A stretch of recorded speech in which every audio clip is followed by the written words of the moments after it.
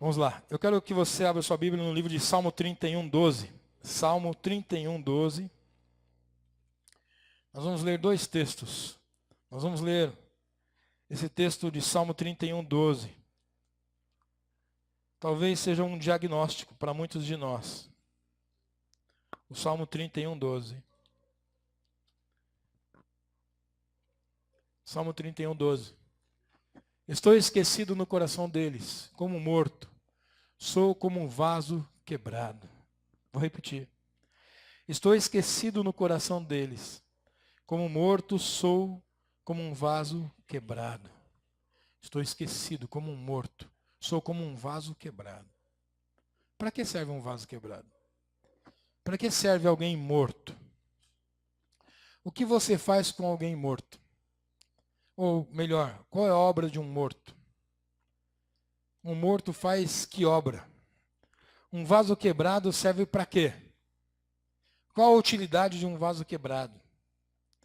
Quantas vezes a gente se sente assim na igreja? Quantas vezes a gente está se sentindo assim na obra de Deus? Quantas vezes a gente se sente assim na nossa vida, em casa, no nosso trabalho? Quantas vezes a gente se sente assim no dia a dia, na rotina? Eu quero ler mais um texto. 2 Timóteo 2, 21. 2 Timóteo 2, 21.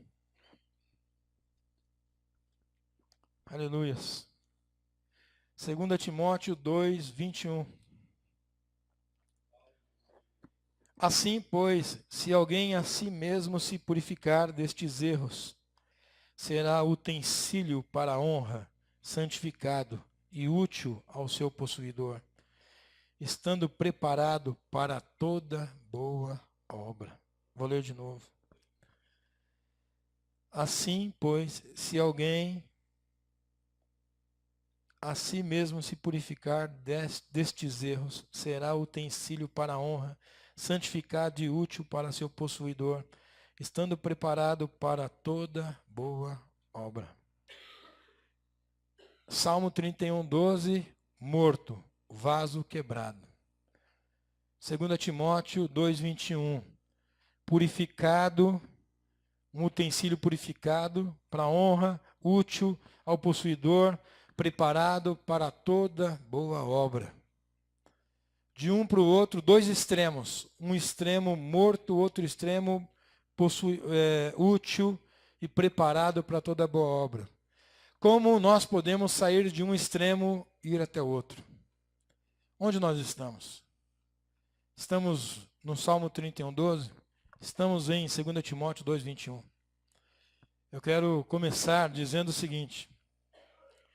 Lembra quando nós falamos sobre a oficina de Deus? Quando nós falamos das ferramentas de Deus? Quando nós falamos da oficina em que Deus tem e as suas ferramentas, como Ele trata as ferramentas? Pois hoje nós vamos falar isso de novo. O Salmo 31, 12, as ferramentas quebradas, sem fio, sem corte. Então há 3 lugares na oficina de Deus. Aqui é a oficina de Deus, essa é a igreja agora, nós estamos aqui. Aqui é a oficina de Deus. E nessa oficina há 3 ambientes distintos, diferentes, embora no mesmo lugar, há 3 espaços. Há um canto onde as ferramentas estão sem corte. Elas estão cegas, quebradas, enferrujadas, rachadas. Não dá para usar. Elas estão esquecidas numa caixa, num canto, com telha de aranha, jogada no canto, com teias de aranha, toda riscada, quebrada. Ela não serve para o uso, está desprezada num canto, sujo, sem corte, enferrujada, porque há muito tempo não é usada. Está lá num canto qualquer. É uma grande caixa. Tem muitas ferramentas lá nessa caixa, num canto, desprezada, sem corte, quebrada. Muitos crentes estão nessa caixa. Muitos de nós estamos lá, nesse canto, porque a nossa ferramenta não corta mais, está enferrujada, o cabo está quebrado, se nega a ser usado. E você vai dizer, coitado, irmão, de quem está nessa caixa. Mas muitos de nós gostamos de estar lá. Porque nessa caixa não tem dor. Você não precisa cortar nada, você fica quietinho lá no canto esquecido. Não tem dor. Nessa caixa os dias são longos, porque não há o que fazer. Para quê? Eu vou me dedicar à obra de Deus, à igreja? Eu não vou ficar nessa caixa aqui, não preciso fazer nada, fico só aqui no canto. O importante é que eu estou dentro da oficina. O importante é que eu estou na oficina, embora você esteja numa caixa esquecido. Você não tem dor, porque uma ferramenta que não é usada, ela não sente nada. Não tem trabalho, os dias são longos, porque nada há para fazer. Ela pode ficar em paz, sossegada, tranquila. Ela acha que nem é tão ruim assim estar nessa caixa. Ela lembra de um tempo em que ela já foi muito útil. E ela vive em função do tempo que ela já cortou. Do tempo em que ela era uma boa ferramenta. Ela não está preocupada com o futuro ou com o presente. Ela só se remete ao passado. No passado eu era uma ferramenta afiada. Eu cortava que era uma beleza. Ah, como Deus me usava. Eu ia para lá, para cá. Deus me mandava aqui e ali. Tudo que Deus mandava eu fazia. Eu tinha um corte preciso. Eu era muito usada por Deus, muito usado. Mas hoje ela está na caixa, do lado, jogada, desprezada. Porque a situação a colocou lá ou porque ela mesma foi parar lá. Por causa do pecado, por causa dos erros, das falhas, das faltas, por causa do egoísmo, de não querer trabalhar para Deus, eu vou abrir mão do meu tempo, não, eu preciso descansar, preciso curtir minha vida. E esses prazeres da vida nos levam para essa caixa do canto. E a gente vai ficando enferrujado, vai perdendo corte, porque a gente não é mais usada. É uma ferramenta que está esquecida numa caixa do lado. E o Salmo 31:12 é a fala de uma dessas ferramentas. É uma dessas ferramentas que acorda, desperta da sua situação, e ela desperta e vê como ela está, e ela diz, estou esquecido no coração deles. Estou esquecido, sou como morto, sou como um vaso quebrado, não sirvo para nada. O outro espaço é a bigorna. É onde o ferreiro, o dono da oficina, coloca o ferro em brasa, o ferro aquecido, o ferro incandescente. Ele coloca sobre aquela bigorna e uma marreta de 1 quilo, pelo menos, começa a ser batido sobre ele. E aí é duro para o crente. Pastor, por que quando eu começo a orar, começo a buscar a Deus, as coisas começam a ficar mais difíceis? Irmão, você estava numa caixa enferrujada, sem corte, com o cabo quebrado, esquecido como um vaso quebrado, como morto. Lá, você não fazia nada, era esquecido, mas também você não passava dor. Você quis sair da caixa. Onde você está agora? Você está na bigorna. E na bigorna o Senhor vai te moldar. Na bigorna o Senhor vai te açoitar para que você ali seja moldado do jeito que Ele quer. Para você pegar um ferro velho da caixa e trazer para a bigorna, você não pode trazer diretamente, porque não se malha ferro frio. O ferro frio não consegue ser moldado. Para moldar o ferro, o que precisa fazer? Aquecer. Precisa colocar o ferro no fogo. É por isso que nós precisamos do fogo de Deus. É por isso que o fogo de Deus tem vindo sobre nós nesses dias. É por isso que Deus pegou muitos de nós da caixa enferrujada, esquecida, e colocou no fogo. Se prepare, irmão, porque se Deus te colocou no fogo, pastor, eu sinto que eu estou sendo aquecido nesses dias. Se prepare, porque o próximo passo é a bigorna. Eu comecei a orar, Deus começou a falar comigo, agora estão vindo as lutas, as perseguições. É a bigorna. É a marreta que vai te moldar. É as pancadas que vão ser dadas. Mas não se preocupe, essa bigorna é de Deus. A marreta está nas mãos de Deus. Então, se você está na bigorna, você está sentindo o açoite da bigorna, você está sentindo o peso da bigorna, da marreta, mas não se preocupe. Quem está com a marreta na mão é Deus. Por que o ferreiro coloca na bigorna e começa a bater? Por quê? Aquelas batidas, elas têm uma função. Aliás, algumas. A primeira função é para moldar. O ferreiro pega aquele ferro velho, sem função, e ele traz para o fogo, depois ele põe aqui incandescente na bigorna, e ele começa a marretar.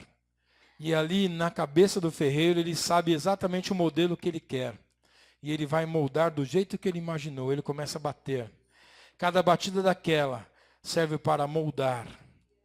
Se há impureza no ferro, vai sair também naquela pancada. Quando ele começa a bater, as impurezas vão saindo. As impurezas vão saindo, porque uma ferramenta para ser usada tem que ser pura. Ele começa a tirar, começa a bater. As impurezas vão saindo, as impurezas vão saindo. Ela começa a ser moldada. Ela começa a tomar a forma que o ferreiro quer. Mas ela fala, Senhor, está doendo. Senhor, está doendo. E o Senhor continua lá, batendo, batendo. As impurezas vão saindo. Trincos, fissuras. A batida vai consertando. Porque vai tornando aquilo mais firme. Se o ferro era fraco, ele vai ficando mais forte. As batidas de Deus vão dando molde, vão dando forma. As batidas de Deus na bigorna, em cima da ferramenta, vai tirando as impurezas. É isso que nós precisamos. Deus nos tem colocado no fogo, Ele vai nos colocar na bigorna, Ele vai bater a marreta, Ele vai tirar as impurezas, Ele vai moldar, não como você quer, mas como Ele quer. E você vai ficar não da maneira que você pensa, mas do jeito que Ele pensou, do jeito que Ele decidiu que você vai ficar. Os dias de caixa enferrujada acabou para você. Deus quer você na bigorna, Ele te colocou no fogo, você por lá para ser trabalhado. Por que o fogo é colocado? Para amolecer. O ferro frio ele é duro, mas o ferro incandescente ele fica mole. O crente sem o fogo ele é duro, ele é fechado ao Espírito, fechado à palavra, mas quando o fogo vem nele, e ele fica então incandescente, aquele crente em brasa, aquele crente quente, cheio do Espírito Santo, ele está mole, ele está flexível. Deus pode moldar, pode bater nele, que ele vai sendo moldado. O ferro duro não pode ser moldado. E sabe o que é interessante? Mesmo com as batidas fortes, firmes de Deus e decididas, aquele ferro, aquela ferramenta não quebra. Ela não quebra, ela vai sendo moldada. Moldada, vai sendo moldada, vai sendo moldada. Ali a sujeira sai, o que era torto fica reto. O que era cego fica afiado. O que era inútil passa a ser útil. E o que não tinha nenhum valor passa a ser valorizado. Onde você está? Fale com o Espírito Santo, onde você está? Na caixa de ferramenta enferrujada? Pastor, faz tempo que eu estou nessa caixa aqui, é bom porque ninguém me manda fazer nada, eu não me envolvo em nada, eu não quero compromisso com nada. Você já percebeu o quão enferrujado você está? Já percebeu que você perdeu completamente o corte? Já percebeu que você não faz nada, mas também o dono das ferramentas não te usa mais? E sabe por que é bom ser usado? Porque quem usa essas ferramentas é o Senhor. Cada vez que uma ferramenta dessa está sendo usada, qual é a mão que impunha a ferramenta? É a mão de Deus. Se você é uma ferramenta usada, você está nas mãos de Deus. E a enferrujada? E a que não corta nada? Por que nós enferrujamos? Por que não oramos? Por que não buscamos a Deus? Por que nós vamos ficando esquecidos? Por que nós esquecemos Deus? Porque nós abandonamos a Deus, porque nós deixamos Deus de lado, porque nós optamos em viver a nossa vida. A palavra de Deus diz que aquele que ganhar a sua vida, perdê-la-á. No entanto, aquele que perder a sua vida, achá-la-á. Então, quando a gente decide, não, vou viver minha vida, vou viver minha vida, vou ganhar minha vida, você está perdendo a sua vida no reino de Deus. Mas se você decidir viver para Deus, ainda que você a perca para o mundo, mas você vai ganhar na glória, vai ganhar na presença de Deus, como uma ferramenta que pode ser usada por Deus. O primeiro ambiente é a caixa enferrujada, é as ferramentas quebradas. O segundo ambiente é a bigorna. E o terceiro ambiente é a caixa de ferramentas prontas para o uso. As ferramentas afiadas, as ferramentas prontas para ser usadas, as ferramentas que Deus está usando para fazer a sua obra. Perceba que a glória nunca é da ferramenta. Um cirurgião pega o melhor bisturi, e quando a cirurgia é um sucesso, ninguém vai lá e parabeniza o bisturi, parabeniza as mãos que usou. Um pedreiro faz uma boa obra. Ninguém parabeniza a colher de pedreiro. Parabeniza o pedreiro. O agricultor cultiva o campo e ninguém vai louvar pelos frutos, vai louvar o arado ou a enxada. Mas quem vai ganhar o mérito é o agricultor. Assim como se você é uma ferramenta usada por Deus, o mérito não é teu, o mérito é das mãos que te usa. Nessa nova fase, irmãos, o que estamos começando hoje, eu quero te perguntar, onde você está? Essa é a oficina de Deus. Deus é o ferreiro deste lugar, Ele é o dono da oficina. O que eu estou fazendo é te apresentar 3 ambientes. Uma caixa com ferramentas cegas e enferrujadas, quebradas, inapropriadas para o uso. Te apresento uma bigorna, onde a ferramenta é moldada sob pancadas, dificuldades, extrema.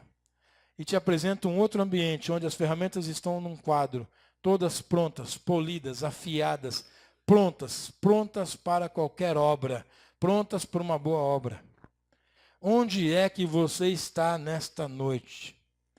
Em qual dos 3 ambientes você está? Seja sincero. Se nós fizermos o diagnóstico real e formos sinceros com o Espírito Santo, Ele pode mudar a nossa situação. Eu posso dizer a você que, haja vista as nossas obras que estamos fazendo aqui, as ferramentas da nossa igreja, a maior parte está nessa caixa enferrujada. E que o quadro de ferramentas prontas para o uso está bem fraco. E que nós, na nossa grande maioria, estamos nessa caixa. Mas hoje, o dono da oficina está aqui. E ele quer, não só pode, mas ele quer acabar com essa caixa enferrujada. Ele quer pegar você que já foi usado, você que já foi usada, você que já foi muito afiada, você que já foi muito afiado, uma ferramenta muito usada na mão de Deus. Deus quer hoje Deus quer pegar você nessa caixa, levar você ao fogo, te aquecer, te encandecer, e depois vai te trazer para a bigorna, onde Deus vai te moldar da maneira correta, para que você fique uma ferramenta, não como você quer, mas como Ele decidiu que você vai ser. Para que você possa ser usada, não para a glória do homem, mas para a glória de Deus. Não para a nossa glória, mas para a glória dele. Não para que a ferramenta seja glorificada, mas para que as mãos que empunham a ferramenta sejam glorificadas. Uma fé que é provada pelo fogo. Momentos de bigorna. Vou falar alguns momentos que a gente está na bigorna. Você começa a jejuar, orar, buscar a Deus, ler a palavra. E as coisas só vão apertando. O cerco só vai se fechando. O cerco só vai se fechando e você fica desesperado.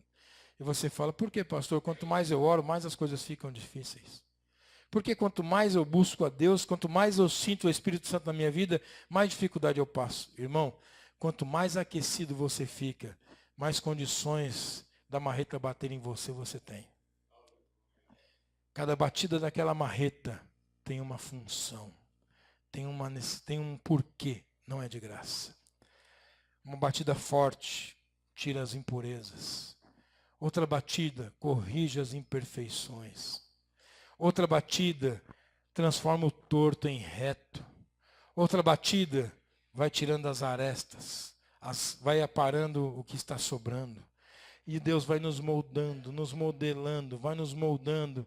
Vai moldando o nosso caráter, vai moldando a nossa fé, vai moldando a nossa vida. Quem somos nós diante de Deus? Que tipo de ferramenta você é na presença de Deus? Hoje, que ferramenta você é? Onde você está? Você está na caixa enferrujada? Você está na bigorna? Você está na fornalha? Ou você está no quadro de ferramentas? Ou você já está nas mãos do dono da oficina, sendo usado? Qual é a sua aspiração que você mais quer na vida? Nossa aspiração não deveria ser, eu quero ficar rico, eu quero ficar famoso. Não, nossa aspiração deveria ser, o meu sonho é estar nas mãos do ferreiro. O meu sonho é estar nas mãos do Senhor para ser usado como uma ferramenta. Não se iluda, meu irmão, porque ser usado por Deus também é um preço muito alto a pagar. Ser usado por Deus também não é uma tarefa fácil. Ser usado por Deus também não é nada fácil. Há um custo muito alto, há um sabor muito amargo. Eu quero ler com você Atos 9, 15 e 16. Todos nós sabemos que o apóstolo Paulo foi um homem muito usado por Deus. Muito usado. Haja vista, o apóstolo Paulo, o Novo Testamento tem 27 livros. Só Paulo escreveu 13. Ou seja, ele escreveu metade do Novo Testamento. Um homem usado. Que ferramenta afiada. Que ferramenta preparada foi Paulo. De 27 livros do Novo Testamento, ele escreveu 13. Ele escreveu metade do Novo Testamento. Mas veja como Deus o afiou. Veja que tipo de ferramenta ele se transformou, mas veja por onde ele teve que passar. Atos 9, 15 e 16. Mas o Senhor lhe disse, isso aí é Ananias, Deus falando de Ananias. Mas o Senhor lhe disse, vai, porque este é para mim um instrumento escolhido, para levar o meu nome perante os gentios e reis, bem como perante os filhos de Israel. Pois eu lhe mostrarei quanto lhe importa sofrer pelo meu nome. Olha só, a missão de Paulo vai ser uma ferramenta. Deus vai usá-lo como um instrumento para levá-lo para falar para os reis, para os gentios, para o povo de Israel, para o povo judeu. Até hoje nós temos na Bíblia aqui tudo que Paulo escreveu. Nós somos abençoados pela vida do apóstolo Paulo. Mas olha só o que Deus disse, o que Jesus disse para ele. Importa que eu lhe mostrarei quanto lhe importa sofrer pelo meu nome. Sofrer. O ministério é sofrimento, ministério é dor, ministério é gemido, ministério nós temos que sofrer, gemer. Há um preço a ser pago. A agenda de quem tem o ministério não é a dele próprio, é a agenda de Deus, é a agenda do Senhor. A ferramenta não pode ter agenda, a ferramenta segue a agenda do ferreiro, do dono da oficina, da mão que a empunha. O apóstolo Paulo foi um homem muito abençoado, mas ele sofreu muito. Olha só, meu irmão, importa que eu lhe mostre o quanto, e vai sofrer pelo meu nome, o quanto ele vai sofrer. Nós não queremos sofrer, nós vivemos uma época em que ninguém quer sofrer. Nós queremos sempre os caminhos mais curtos, as coisas com o menor sofrimento possível. Nós conseguimos controlar a parte do sofrimento que nós tínhamos que padecer hoje. Se está muito quente, agora há ar-condicionado.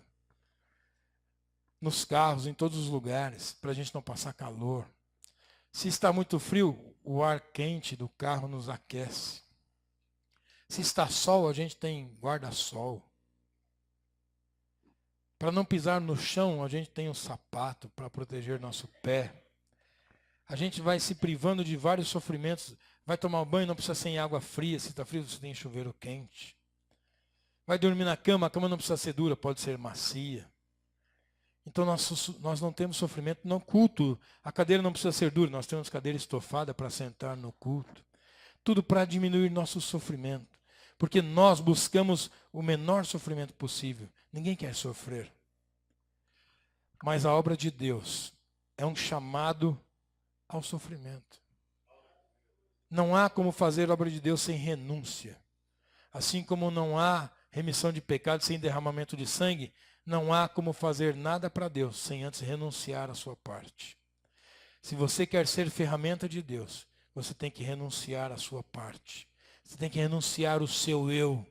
Você tem que renunciar às suas vontades. O que nos leva para a caixa, o que nos levou muitos de nós para a caixa, é porque nós não renunciamos nosso egoísmo.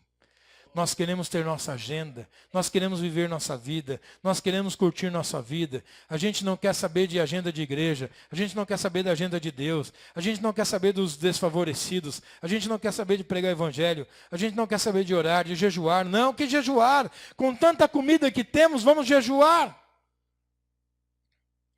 Com tantas atrações que temos no celular, na televisão, no computador, vamos ler a Bíblia.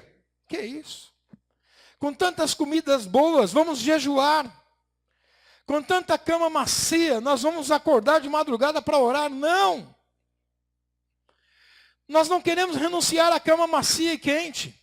Não queremos renunciar ao celular, o WhatsApp, o Facebook, a internet, a televisão, o videogame. Não! Não queremos renunciar aos passeios, às diversões. Não, não queremos. E tudo isso vai nos deixando cegos, sem fio, vai nos enferrujando, vai nos quebrando. E quando nós menos imaginamos, nós estamos na caixa.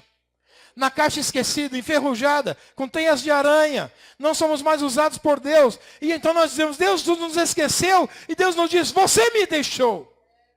Você me esqueceu, você me abandonou, você renunciou ao seu chamado, você renunciou à minha voz, você optou por você mesmo, você optou por seu egoísmo, seu egocentrismo, você optou em viver a sua vida e não quis viver o meu chamado. Hoje ainda há tempo de nós renunciarmos ao nosso egoísmo e abrir mão, renunciar e dizer, Deus, eu quero sair dessa caixa, me tire daqui.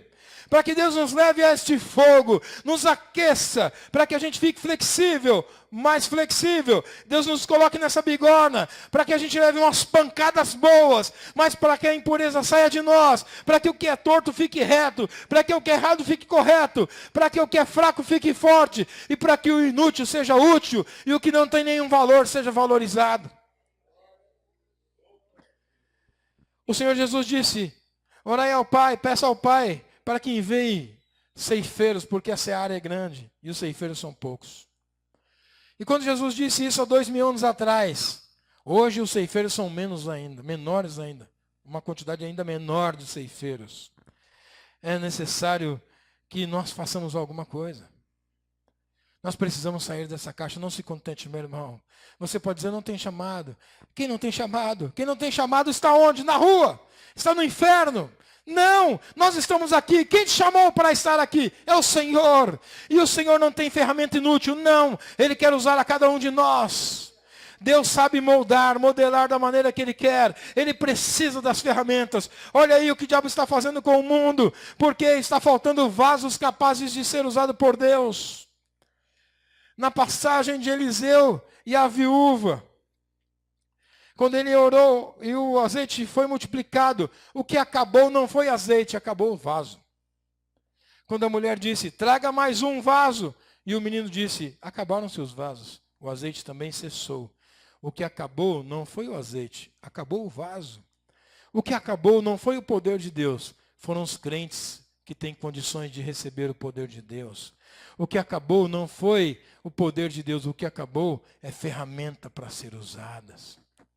Onde você está, irmão, nessa noite? Sabe qual é o nosso problema, irmão? É que a gente olha dentro da caixa e fala, eu estou aqui, mas o irmão também está, fulano também está, ciclano também está, não estou sozinho. Tem muita gente comigo nessa caixa. Mas nós temos que entender uma coisa, o nosso lugar não é nessa caixa enferrujada. Nosso lugar não é aí enferrujando. Nosso lugar é nas mãos de Deus sendo usados. Apenas 12 discípulos conseguiram levar a palavra por toda a terra. Hoje nós conhecemos o Evangelho, fruto daquela igreja que começou em Atos com 12 discípulos. Fruto daqueles 120 que estavam reunidos lá no cenáculo, em Atos 2. 120 pessoas. Nós conhecemos o Evangelho hoje porque eles conseguiram levar o Evangelho a todos os lugares. E nós estamos aqui, fazemos o quê? Qual é a nossa representação nesse bairro? O que nós fazemos em função deste lugar? O que nós temos lutado contra Satanás neste lugar? Nós criticamos, nós apoiamos as ações, achamos que o problema deste lugar é porque a polícia não faz nada. E nós fazemos o quê? Reclamamos porque o governo não age nesse bairro. E nós, povo de Deus, agimos neste lugar. A polícia tem suas armas, a igreja tem as suas armas. O governo tem seus meios, nós temos nossos meios. O governo não usa os dele e nós temos usado os nossos. Quando é que a igreja tem empunhado as suas armas? Quando é que a igreja tem se colocado de joelho por este lugar, por este bairro? Quando é que a igreja pediu as almas deste lugar para si? Quando é que a igreja se curvou diante de Deus para pedir para Deus restaurar as famílias deste lugar? Quando é que a igreja se curvou diante de Deus para pedir misericórdia por esta região? Pelo povo que mora neste lugar, pelos jovens que se drogam neste lugar, pelas meninas que se prostituem nesse lugar. Quando é que a igreja ajoelhou para pedir isso? Nós ajoelhamos para pedir carro novo, casa boa, emprego, porta de emprego, namoro, casamento, mas não nos curvamos para chorar pela obra de Deus, pelas coisas de Deus. Porque uma ferramenta que está naquela caixa enferrujada, ela é egoísta, a oração dela é egoísta, ela só pensa em si. Uma ferramenta não pensa em si próprio, ela pensa no uso que ela vai ter. Quando alguém quer ser usado por Deus, ele não pensa nele como ferramenta, ele pensa, já pensou se Deus me usa para cortar? Ah, nós vamos cortar muitas coisas por aí. Quando Deus pensou em mim como professor, Ele não pensou em mim para ser professor. Ele pensou nos alunos que eu poderia ajudar. Quando Deus pensa num médico, Ele não pensa nele para ele ser um médico em si. Deus pensa nos pacientes que Ele pode atender.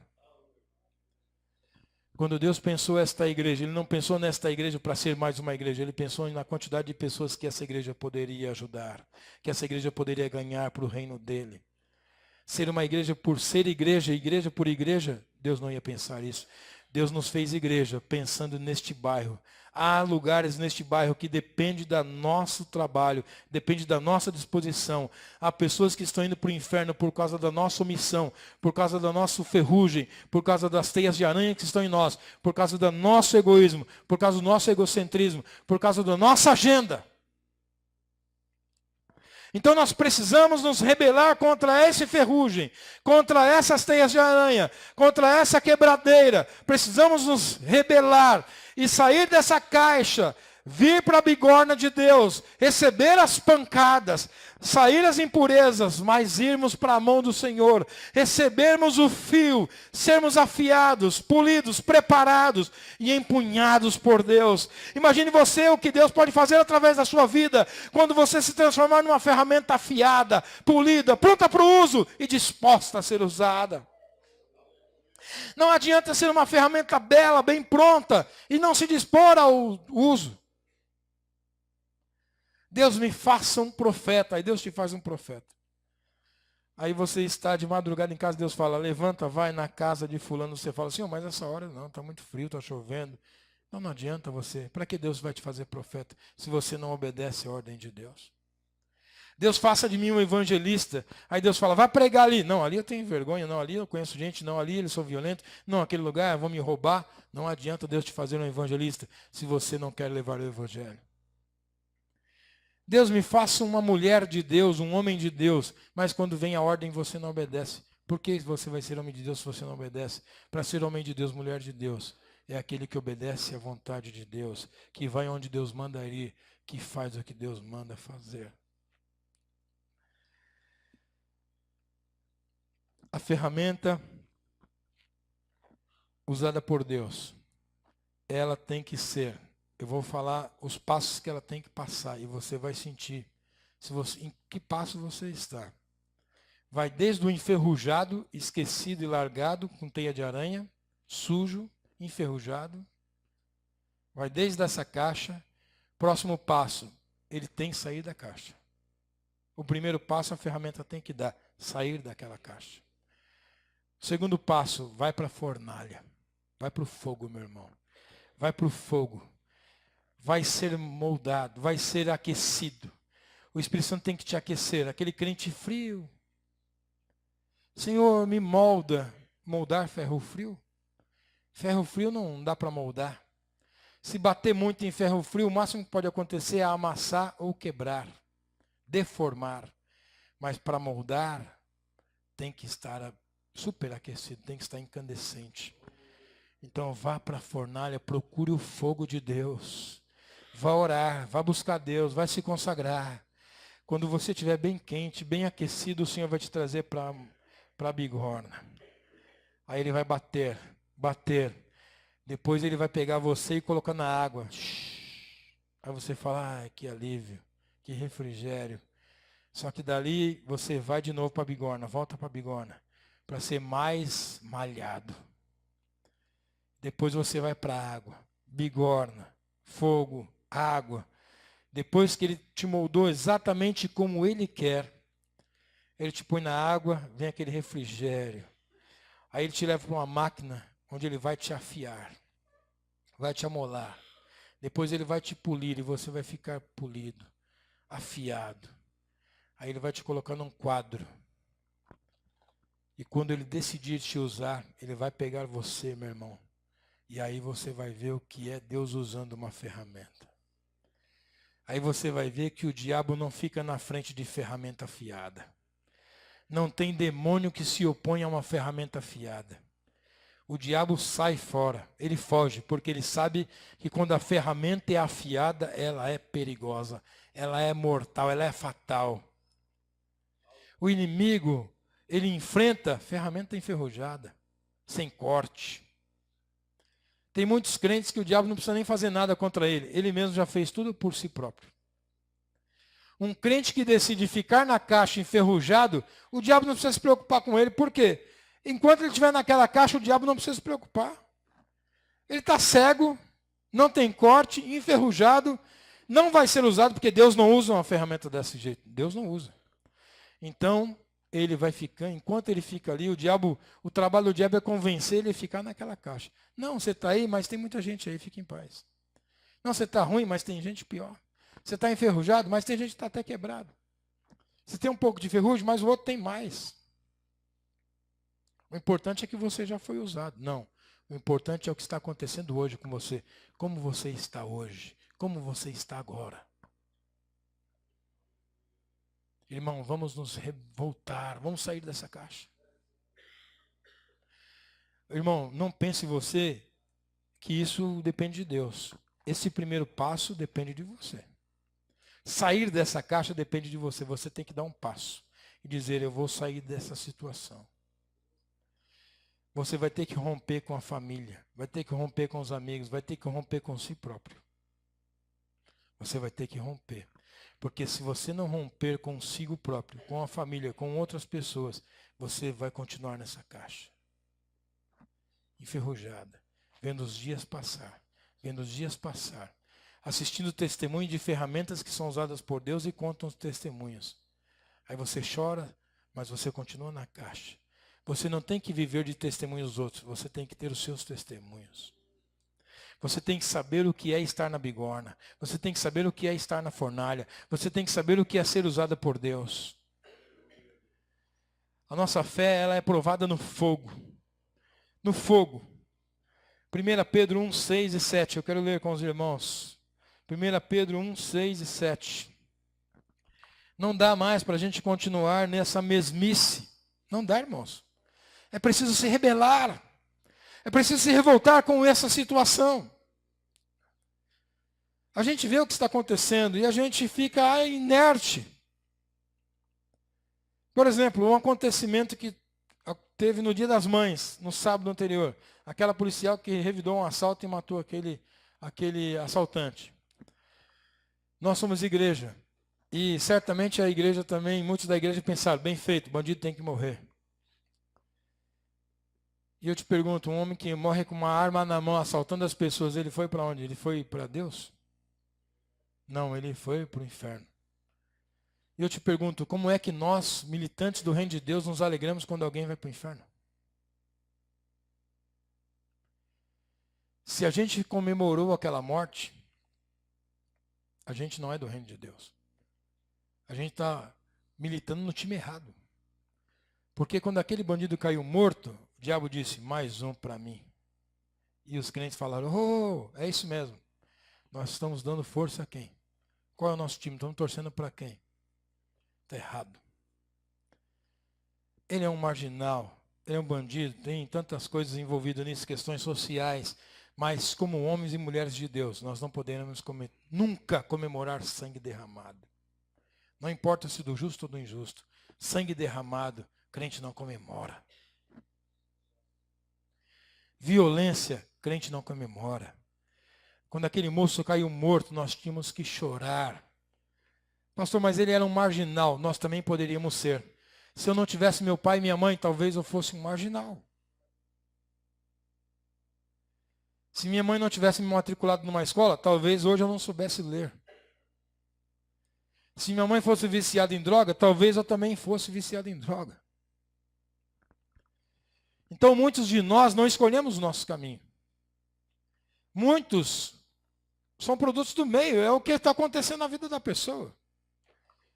Agora, nós temos que entender o seguinte, como igreja, nós temos que pensar, ele é um marginal, mas o Cristo que nós servimos pode mudar qualquer pessoa, inclusive um marginal.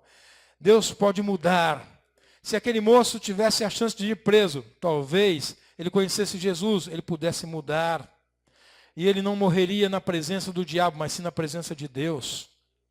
Nós, como igreja, temos que orar, buscar a Deus. Nós não podemos comemorar a morte de ninguém, a não ser dos justos. Quando um justo morre na presença de Deus, você pode comemorar.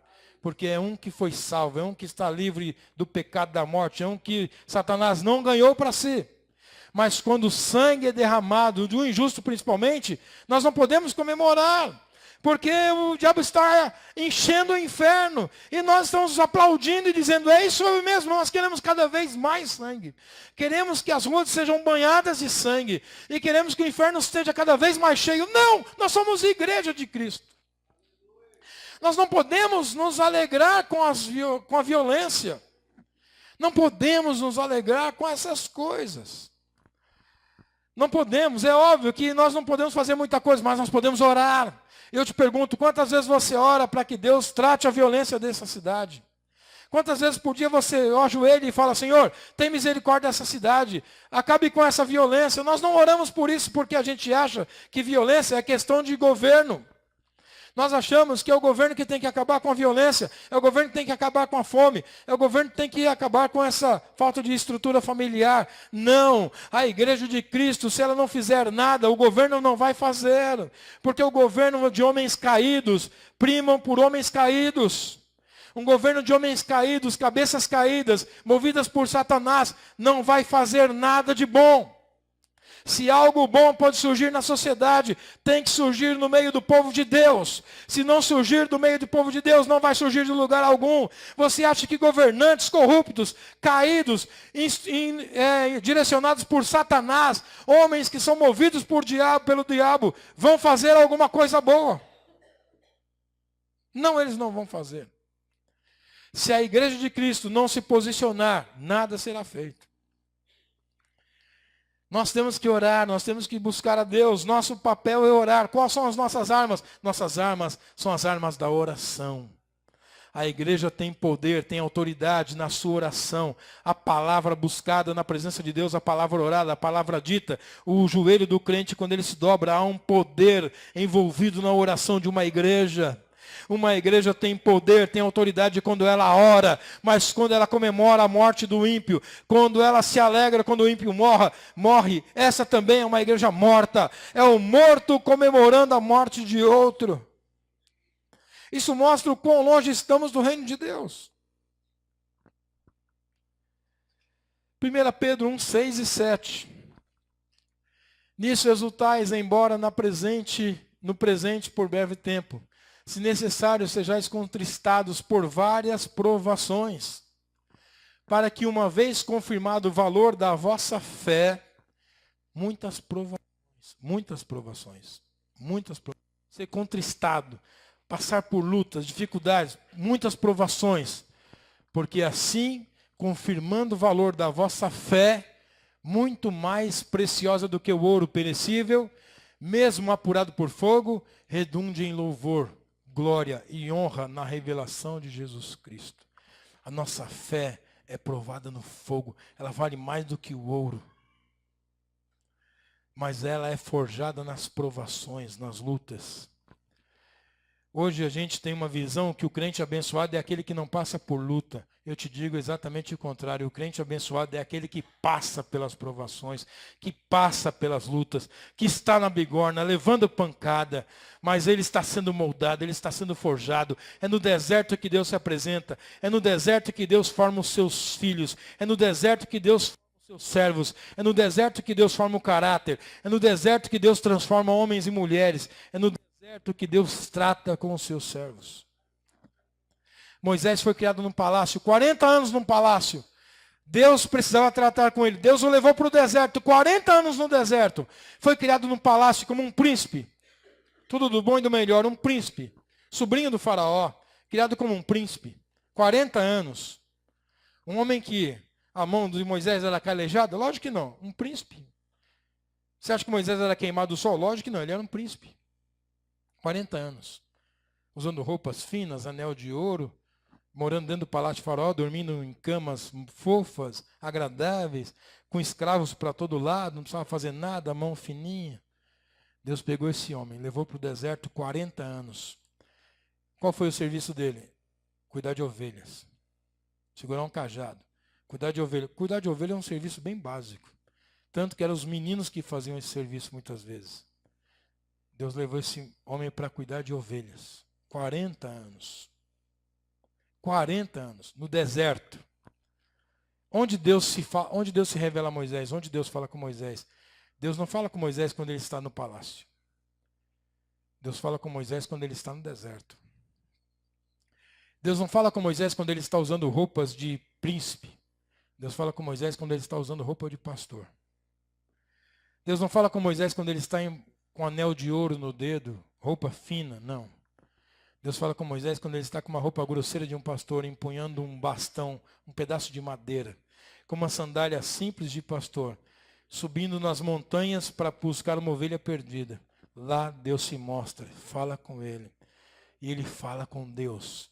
Ele não viu Deus no palácio, ele não viu Deus no luxo, ele não viu Deus no conforto, ele não viu Deus na proteção do palácio, ele não viu Deus na riqueza, na luxúria, ele viu Deus no deserto, ele viu Deus nas coisas simples, humildes, nas coisas realmente que Deus quer se mostrar no deserto, nas coisas sofridas, na dificuldade. E lá Deus tratou com ele. E lá Deus se mostrou a ele. E aí você diz, Senhor, por que o Senhor está me levando para o deserto? Deus quer falar com você. No conforto você não ouve Deus, então Deus te leva para o deserto. E no deserto seus ouvidos ficam mais aguçados, seus olhos ficam abertos. No deserto você se abre para ouvir Deus falar com você. Porque o conforto turva a nossa visão, porque o conforto cega os nossos ouvidos, porque o conforto engana nossos sentidos, mas o deserto abre os nossos olhos, aguça os nossos ouvidos, e quando Deus fala a gente escuta. Oh, decantuita, raçome declamas. É na bigorna que Deus quer tratar com a gente. Eu já fui uma ferramenta que cortei muito, pastor. Deus já me usou muito. Tá, e hoje? O que você está fazendo para Deus? Você lembra quando você era usada por Deus, uma ferramenta usada? Como é que era a sua agenda quando Deus usava você? Quem fazia a agenda quando Deus te usava? Era Deus ou era você? Quem era o Senhor da sua vida quando Deus te usava? Era Deus ou era você? Quem é o Deus da vida de Elias? Veja a agenda de Elias, olha a agenda de Elias. Qual é a agenda de Elias? Obedecer a Deus. Sobre a minha palavra, nem orvalho nem chuva cairá dos céus. E parou de chover. No mesmo momento Deus diz, Elias, retira-te daqui, vai ao ribeiro de Querite, e lá te ordenarei que os corvos te tragam pão e carne. E lá tem água. Ele foi para lá. Qual é a agenda do Elias? Fazer a vontade de Deus. Ele foi para lá, ribeiro de Querite, ficou lá, na torrente, bebia água, acordava de manhã, bebia água. O corvo vinha, trazia carne, trazia pão, ele comia. Todos os dias ele acordava, lavava o rosto, bebia água. O rei Acabe, estava faltando água para o rei, estava faltando água para o povo, mas o profeta de Deus estava bebendo água, porque Deus guarda os seus. Então o Acabe está atrás de água, mas o Elias tem água fresca. O dia que Elias acorda e não tem água, Deus já fala, agora sai daqui, vai para Serepta, porque lá te ordenei a uma viúva que te alimente. Qual é a agenda do Elias? Não, Deus, a minha agenda não está para ir para lá. Não, minha agenda não é Serepta, é outro lugar. Não, ele vai para Serepta. Depois ele fica lá, Deus diz, agora vai, mostra-te a Acabe. O que Elias faz? Ele vai e se mostra a Acabe. Qual é a agenda do homem de Deus? A agenda do homem de Deus é fazer a vontade de Deus. É ir para onde Deus manda. É Ribeiro de Querite? É a torrente de Querite? Eu vou. É Serepta, Senhor? Eu vou. É voltar para Acabe? Eu volto. É voltar para falar com Acabe? Eu volto. A agenda do homem e da mulher de Deus é fazer a vontade de Deus. E eu te pergunto, o que você tem feito? Você tem feito a vontade de quem? Quem é o Senhor da sua vida? Quem programa a sua agenda? Quem determina o que você vai fazer todos os dias? Qual é a sua agenda para amanhã, terça, quarta, quinta, sexta? Qual é a sua agenda para o mês que vem? Qual é a sua agenda para o ano que vem? Onde Deus está nos seus planos? Onde Deus está nos seus planos? Amém? Onde nós estamos? Qual é o nosso papel como igreja de Deus? A gente só reclama, irmão. A gente acha culpado para tudo, menos nós mesmos. A gente acha culpado para a sociedade. O problema dessa sociedade é o governo. O problema da minha casa é o meu marido. São os meus filhos. É o meu pai. O problema da igreja é o pastor. É os obreiros. São aqueles irmãos ali. O problema da minha vida é que eu era uma bênção. Mas um dia um pastor falou uma coisa comigo, aí eu fiquei assim. Eu era uma bênção, mas um dia alguém falou alguma coisa, eu fiquei assim, não. Você está assim porque você renunciou ao seu ministério, porque você se negou a fazer a vontade de Deus, porque você deixou de fazer a vontade de Deus e foi morar numa caixa, foi se esconder numa caixa que hoje você está lá enferrujada, sem corte e quebrada. Mas hoje o Espírito Santo de Deus te convoca a sair dessa caixa, ir para o fogo, se aquecer, o Senhor vai te encandecer, e quando você estiver bem quente, Ele vai te trazer para a bigorna, vai te moldar, aleluias, Ele vai te moldar. Deus não precisa trazer ninguém especial neste lugar, tudo o que Deus precisa para fazer nessa região, Ele tem aqui dentro dessa igreja. Deus não precisa trazer profeta nenhum para essa igreja, porque Ele tem os profetas aqui. Deus não precisa trazer vaso nenhum aqui, porque Ele tem os vasos aqui. Deus não precisa trazer ferramenta nenhuma, porque Ele as tem aqui. Deus traga uma ferramenta para cá. Não! Saia da caixa! Você é a ferramenta que Deus vai usar. Você é a pessoa que Deus escolheu. Como Deus vai mudar essa igreja? Como Deus vai abençoar essa igreja? Através da sua vida. Saia dessa caixa. Deixa Deus te usar, deixa Deus trabalhar na tua vida, para que você cumpra o que está escrito em 2 Timóteo 2:21.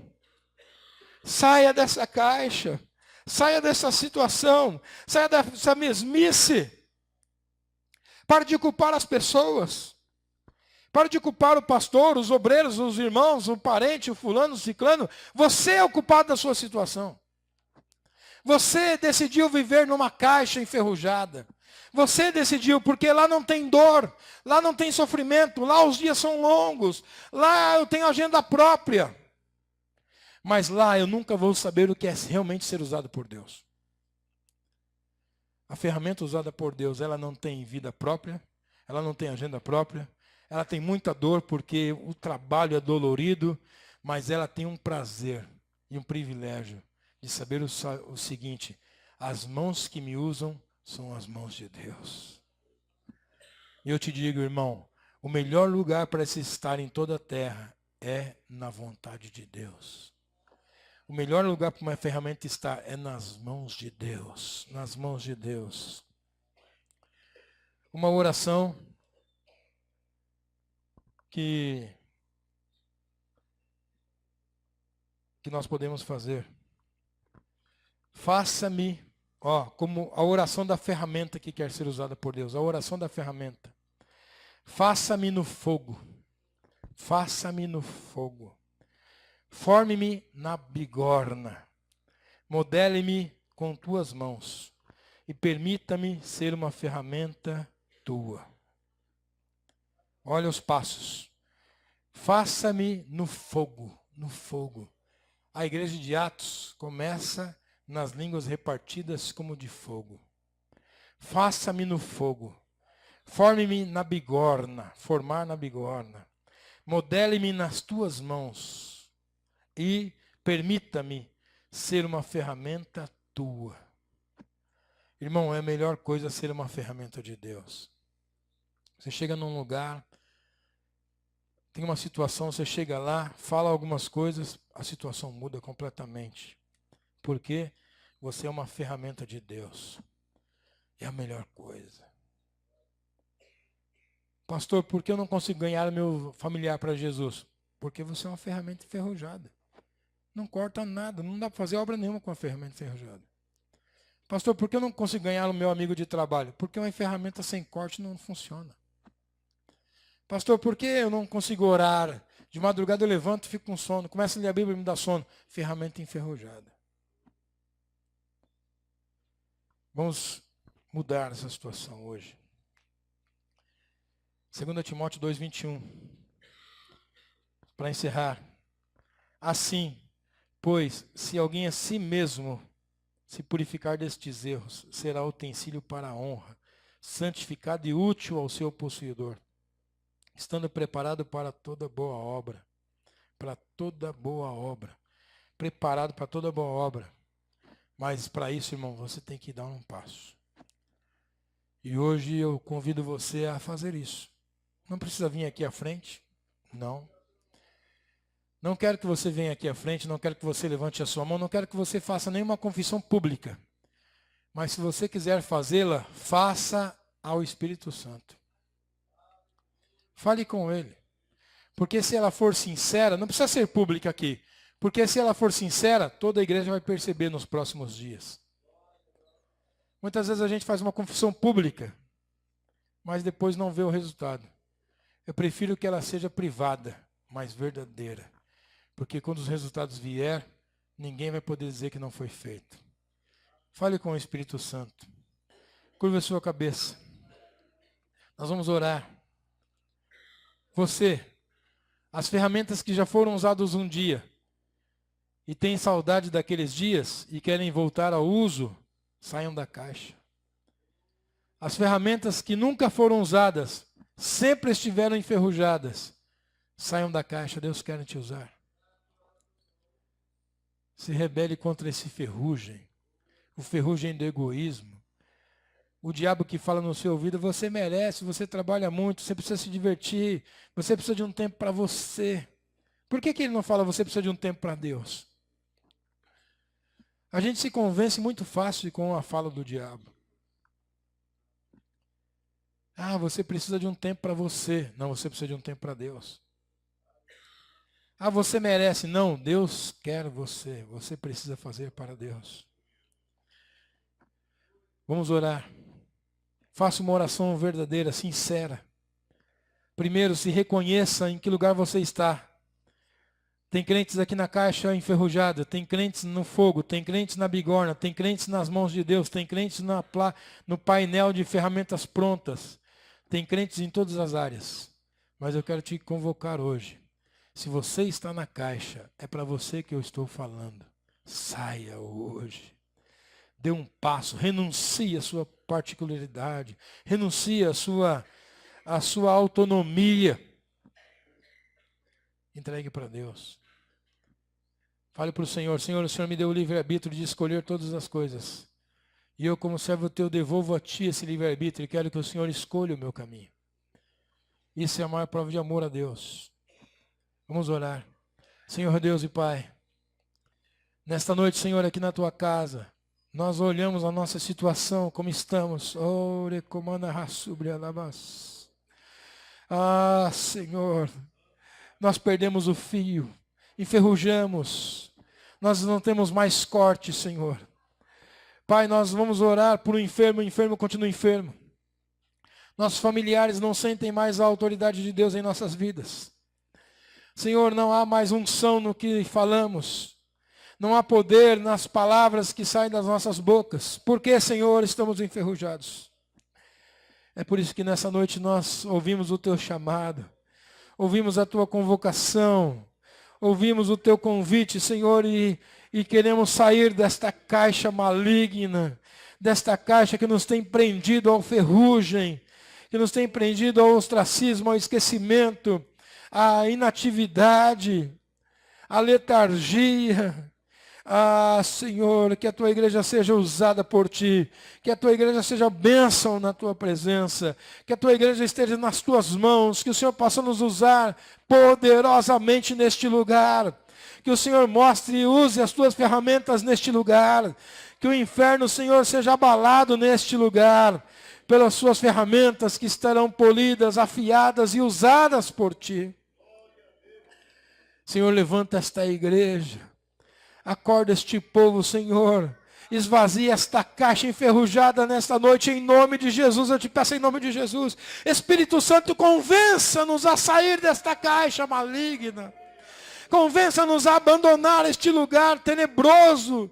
Este lugar onde nós vamos enferrujando, perdendo o corte, vamos ficando quebrados. Ah, Senhor, tira-nos dessa situação. Ainda que seja para estar na fornalha, ainda que seja para estar na bigorna, ainda que esteja para sofrer os açoites das tuas mãos, mas nós queremos mudar, Senhor. Nós precisamos ser uma igreja afiada, uma igreja com corte afiado, uma igreja que trabalha, uma igreja que é usada nas tuas mãos, uma igreja, uma ferramenta, Senhor, própria e preparada, para ser usada. Oh, Deus, levanta os teus servos nesta noite. Esvazia essa caixa, Senhor, esvazia essa caixa hoje. Ah, que esse dia seja marcado por uma mudança, por uma mudança. Essa caixa que cada vez está mais cheia aqui, se esvazie nesta noite. Tire-nos do conformismo, do comodismo. Tire-nos do ferrugem, do ostracismo, da inatividade espiritual.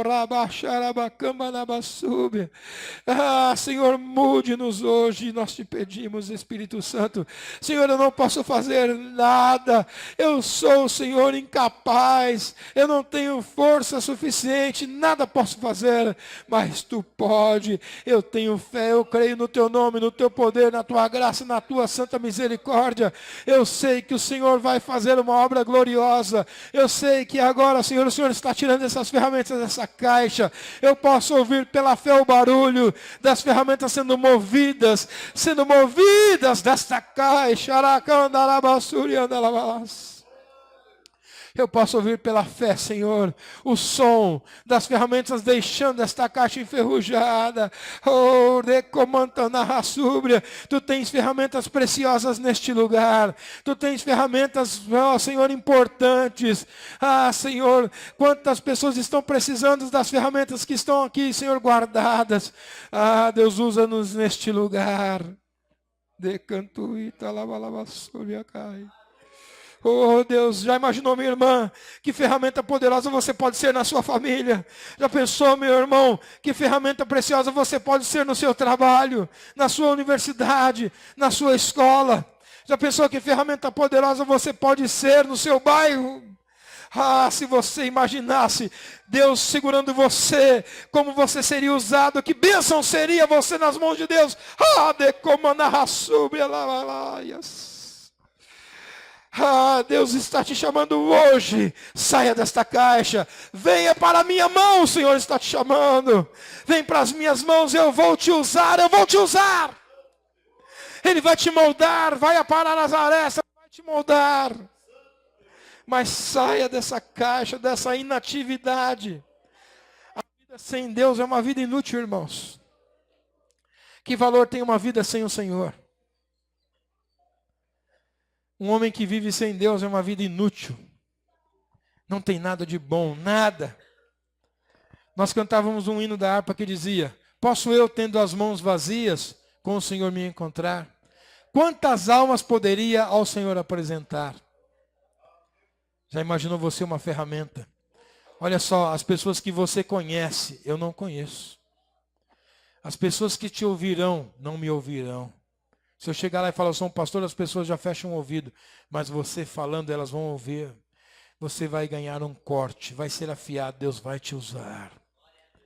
Deus vai te usar. Amém? Saia dessa caixa, irmão, em nome de Jesus, eu te peço. Saia hoje. Em nome de Jesus. Eu creio que essa igreja hoje vai consolidar o que Deus já está fazendo. Porque Deus já vem nos tratando faz tempo. Você percebeu que essa caixa que estava aqui, enferrujada, Deus deu uma remexida nela faz uns dias já, né? E eu percebi que o fogo já está aceso, porque já tem crente já se aquecendo. Tem crente que já está na bigorna. Porque já começaram as lutas. Pastor, já começaram a se levantar as lutas. Ô, glória! A melhor prova de que Deus está operando na vida de um crente é quando o diabo vem para cima dele. É a melhor coisa. Quando a perseguição começa, você fala, ô glória, estou no caminho certo.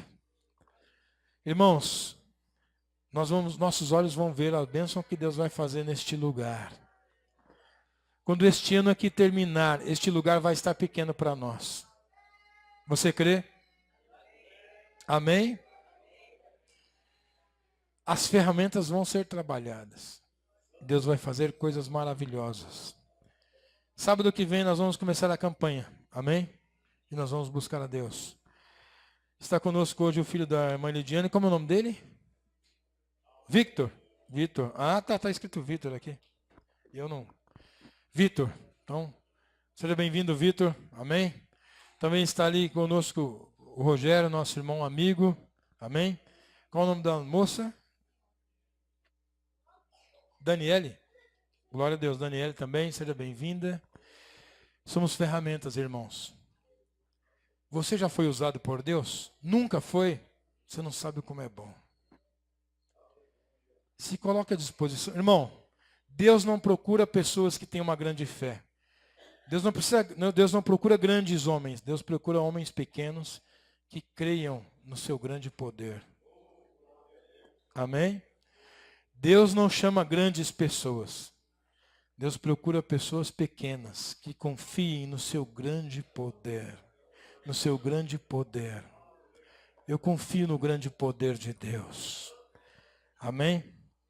Essa igreja vai orar 30 dias. E Deus vai fazer coisas maravilhosas. Amém? Nós vamos nos colocar de pé. Nós vamos orar para agradecer a Deus. Vão ser coisas maravilhosas que Deus vai fazer aqui neste lugar. Quando nós nos dispor às mãos do Senhor. Ferramentas serão usadas. Eu conheço algumas ferramentas aqui dessa oficina, né? Já vi algumas ferramentas dessa oficina aqui sendo usadas. Ferramentas importantes, úteis. Já vi bastante delas. E tudo que tem acontecido, a caixa enferrujada, só aumentando. Mas o Senhor é poderoso.